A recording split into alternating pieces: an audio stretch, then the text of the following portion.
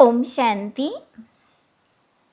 आज व्यक्त महावाक्य 12/7/2026 पुनरावृत्ति 31/12/2010।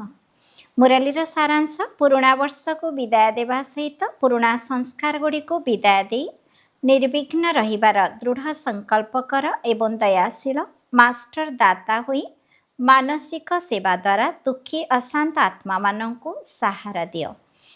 आज बापदादा चारिआडर पिलामानंकु नुआ वर्ष एवं नुआ दुनियार अभिनंदन देवाई सूक्ष्म वतनरू स्थूल वतन को आसीचंती। पिलामाने मध्य स्नेह तथा उमंगर सहित निजर मधुबन घरे पहुँची जाइछंती। दुनियार लोक माने तो केवल नुआ वर्ष पालन करुछंती, जहाँकि केवल गोटे दिन पाई होइथाए। तुमे माने किंतु संगम जुगरे नुआ दुनियार उत्सव सबुदिन पालन करी चलीछ।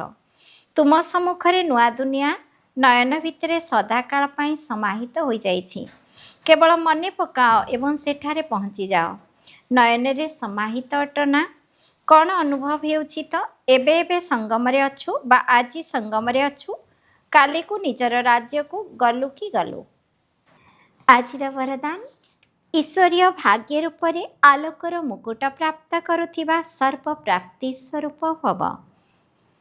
दुनिया हिसाब रे राजपद प्राप्त करिबा ही सबुठारु बड़ भाग्य अटे एवं राजत्वर चिन्ह हेला मुकुट। सेहीपरि ईश्वरीय भाग्यर चिन्ह हेला आलोकर मुकुट एवं एही मुकुट को प्राप्त करिबार आधार हेला पवित्रता।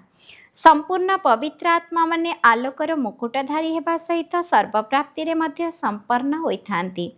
जदि कौनसी भी प्राप्तिर कमी रहिथिबो तेबे आलोकर मुकुट मध्य स्पष्ट देखाजिबो नाही। स्लोगान निजर आत्मिक स्थिति रे स्थित रहुथिबा आत्मा माने ही संकल्पर महादानी अटंती। अव्यक्त ईश्वर जाल स्वरूप स्थिति रे रही शक्तिशाली जोगर अनुभव कर। एबे समस्ते भल भल तो कहउछंती, किंतु मते भल हेबाकु पड़िबो, एभली प्रेरणा सेमानंकु मिलु नाही। एहार एकमात्र साधन हेला संगठित रूप रे जाल स्वरूप हुआ। जणे जणे आत्मा चैतन्य लाइट हाउस हुआ, सेवाधारी अट, स्नेही अट, एक बड़ एक भरोसा वाला अट।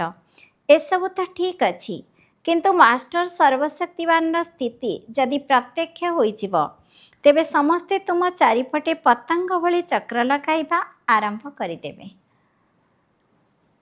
ओम शांति।